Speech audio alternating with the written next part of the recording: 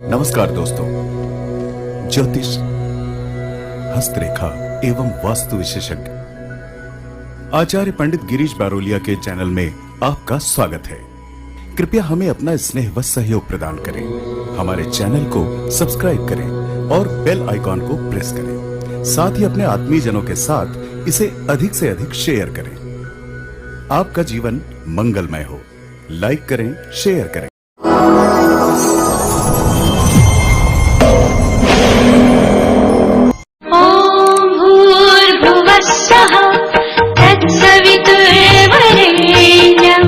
भर्गो देवस्य धीमहि धियो यो नः प्रचोदयात्। तो इस प्रकार से आप जो है पूजा स्थली पर बैठ जाएं। गुरुदेव माता जी और गायत्री माता परम वंदनी माता जी के चित्र रख लें। एक कलश रख लें, एक दीपक जला दें और कुछ धूप आदि जला दें। उसके पश्चात में व्यक्ति को षटकर्म करना चाहिए। षटकर्म में पवित्रीकरण, आचमन, शिखाबंधन, प्राणायाम और न्यास की क्रिया करना पड़ता है। इसके पश्चात पृथ्वी पूजन। पवित्रीकरण में व्यक्ति को पहले बाएं हाथ में जल ले लेना चाहिए और दाएं हाथ से इस प्रकार से ढक लें और भावना करें कि इन मंत्रों के द्वारा आपका शरीर जो है वो पवित्र हो रहा है। ये भावना करके अपने ऊपर जो है जल को अभिषेचित कर लेना चाहिए। इसके पश्चात में एक एक चम्मच करके 3 बार आपको जल पीना चाहिए। मन, वचन और कर्म की शुद्धि के लिए, व्यक्ति का कारण शरीर, सूक्ष्म शरीर और स्थूल शरीर की पवित्रता के लिए 3 चम्मच जल पीना चाहिए और फिर 1 चम्मच जल से हाथ साफ कर लेना चाहिए। उसके पश्चात में बाएं हाथ में पुनः 1 चम्मच जल लें। दाएं हाथ की 5 उंगलियां इस प्रकार से डुबाकर रखें और शिखा के स्थान पर, चोटी के स्थान पर स्पर्श करें, जहाँ से कि सारे शक्तियाँ जो है, देव शक्तियाँ जो है वो व्यक्ति के अंदर प्रवेश करती हैं। ये एक प्रकार का एंटीना है। तो यहाँ पर जो है, यहाँ से हमें सारी विद्युत करणें जो हमारे अध्यात्म की जो शक्तियाँ हैं वो सब हमारे अंदर यहाँ से प्रवेश करती, तो उस स्थान को हमें पवित्र करना चाहिए। इसके पश्चात में प्राणायाम करना चाहिए। जितनी देर आप कर सकें, ज़्यादा से ज़्यादा 2 मिनट या 5 मिनट आप करें। सांस को छोड़ें, रोकें, सांस को छोड़ें और रोकें। तो इसके कारण जो है आपके अंदर किसी प्रकार की कोई भी विकृति होगी वो दूर हो जाएगी। इसके पश्चात में न्यास की क्रिया करनी चाहिए। बाएं हाथ में जल लेना चाहिए। दाएं हाथ की 5 उंगलियां डुबा करके रखें और बाएं से दाईं ओर पहले मुख पर, फिर नासिका के दोनों छिद्रों पर, फिर दोनों आँखों पर, फिर दोनों कानों पर, इसके बाद दोनों भुजाओं पर और इसके बाद में दोनों जंघों पर करके और फिर अपने ऊपर शेष जल को अभिसिंचित कर लेना चाहिए। इसके पश्चात में पृथ्वी माता की पूजन करना चाहिए। पंचोपचार उसका पूजन करना चाहिए। अक्षत, पुष्प, जल और थोड़ा सा नैवेद्य और धूप उनको दिखा देना चाहिए। व्यक्ति का जन्म होता है, व्यक्ति का जो शरीर वो पंच तत्व से बना हुआ होता है। तो जब व्यक्ति का अंत समय आता है, जब वो मर जाता है, तो उसका शरीर जो है इसी पृथ्वी में समाहित हो जाता है। तो पृथ्वी माता हमें जीवन पर्यंत सब कुछ देती है। जब हम उसके अंदर गड्ढा खोदते हैं तो वो हमें शीतल जल देती है। जब हम उसकी छाती को चीरते हैं तो वो हमें खाने के लिए अनाज देती है। तो इस प्रकार के विचार हमारे अंदर भी आने चाहिए कि हमारे विचार लोगों के प्रति इसी प्रकार से हों कि हम लोगों को हमेशा देने का कार्य करें। छोटी छोटी बातों पर हम क्रोधित ना हों। ये भावना करके जो है आपको पृथ्वी माता का पूजन करना चाहिए। इसके पश्चात पूज्य गुरुदेव गायत्री माता, वंदनी माता जी का जो चित्र है उसको साफ करके एक गीले कपड़े से उसको चंदन इत्यादि लगा दें। अक्षत पुष्प वहाँ छोड़ दें और धूप दीप दिखा दें। यानी पंचोपचार पूजन कर दें। एक प्लेट रख लें, उसमें प्लेट में अक्षत छोड़ दें, 1 चम्मच जल छोड़ दें, थोड़ा सा अक्षत छोड़ दें, थोड़ा सा चंदन उसमें तस्वीर पे लगा दें और पुष्प छोड़ दें और धूप दीप दिखा दें। अक्षत का मतलब होता है प्रसन्नता। अक्षत जो है वो प्रसन्नता का प्रतीक है। जल जो है वो व्यक्ति के लिए नम्रता का प्रतीक है। जो हम ज्योत जलाते हैं वो हमेशा ऊर्ध्वगामी होती है। आप उसको कितना भी दबाएं लेकिन वो हमेशा ऊपर की ओर उठ जाती है। तो इसी प्रकार से जब हम साधना करते हैं तो हमारा व्यक्तित्व हमेशा ऊंचा उठना चाहिए, नीचे की ओर हमारा व्यक्तित्व नहीं जाना चाहिए। धूप इत्यादि हम जलाते वो सुगंध देती हमें, नैवेद्य हम जो चढ़ाते हैं वो हमारे लिए मधुरता देता है। तो जो भी पदार्थ हम चढ़ाते हैं उनके प्रति हमें ये भावना करना चाहिए। पूजन करते समय इस चीज़ का ध्यान रखें कि यदि कोई वस्तु का अभाव हो जाता है, कोई वस्तु यदि आप रखना भूल गए तो उसकी जगह जो है आप अक्षत पुष्प छोड़ दें।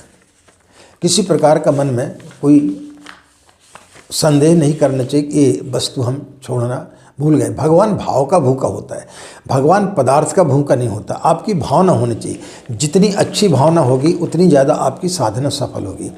आपकी भावना नहीं और आपने एक से एक पदार्थ वहाँ पर चढ़ा दिए, लेकिन यदि भावना नहीं है तो फिर कुछ भी नहीं होगा। निर्मल मन जन सो महि पावा, जिसका मन निर्मल होता है वो ईश्वर के निकट पहुँचता है। इसके पश्चात व्यक्ति को गायत्री मंत्र का जाप प्रारंभ करना चाहिए। गुरुदेव गायत्री माता का आवाहन करें, चित्र को साफ करके उसमें तिलक लगा दें और एक प्लेट में अक्षत पुष्प जल आदि छोड़ दें, नैवेद्य थोड़ा सा प्रसाद छोड़ दें और उसके पश्चात में धूप दीप दिखा दें। उसके पश्चात फिर व्यक्ति को गायत्री की साधना प्रारंभ करना चाहिए। मंत्र जाप करने के लिए जिस प्रकार से हमने बताया कि गोमुख में जो है आपको माला रखना चाहिए, यदि लोगों का आवागमन वहाँ से हो रहा है तो इस चीज़ का ध्यान रखें कि आपकी तर्जनी उंगली और कनिष्ठ का उंगली इनका जो है स्पर्श नहीं होना चाहिए। अनामिका उंगली पर आप माला को रखें, मध्यमा उंगली और अंगूठे से आप जो है एक एक मनके को सरकाएं। जब आप मंत्र का जाप करते हैं तो आपके पास से यदि कोई व्यक्ति निकलता है तो उसको समझ में नहीं आना चाहिए कि आप क्या बोल रहे हैं। आपका कंठ, तालू, आपकी जीभ ये हिलना चाहिए। जो व्यक्ति बीमार हैं या जो व्यक्ति स्नान इत्यादि नहीं कर सकते, ठंड का समय ज़्यादा है, तो ऐसी स्थिति में व्यक्ति को गीला कपड़ा करके शरीर को साफ करके और फिर बैठ जाना चाहिए।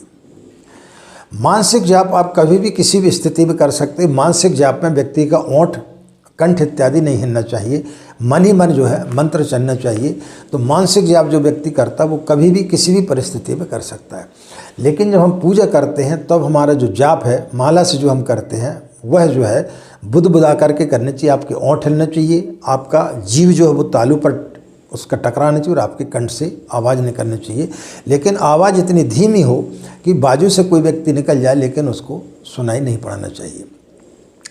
तो इसके पश्चात जब आप गायत्री मंत्र का जाप करते कमर सीधी करके बैठ जाए और उसके पश्चात में जो है आप एक माला या 3 माला, जितने भी आप माला का जाप करना चाहते हो उतनी माला का जाप करने के पश्चात में जो कलश आपने रखा है उस कलश के जल को जो है अपने घर के सभी कमरों में अवसिंचित कर दें और बाहर ले जा कर के सूर्य की ओर जो है उसको अर्घ दे दें।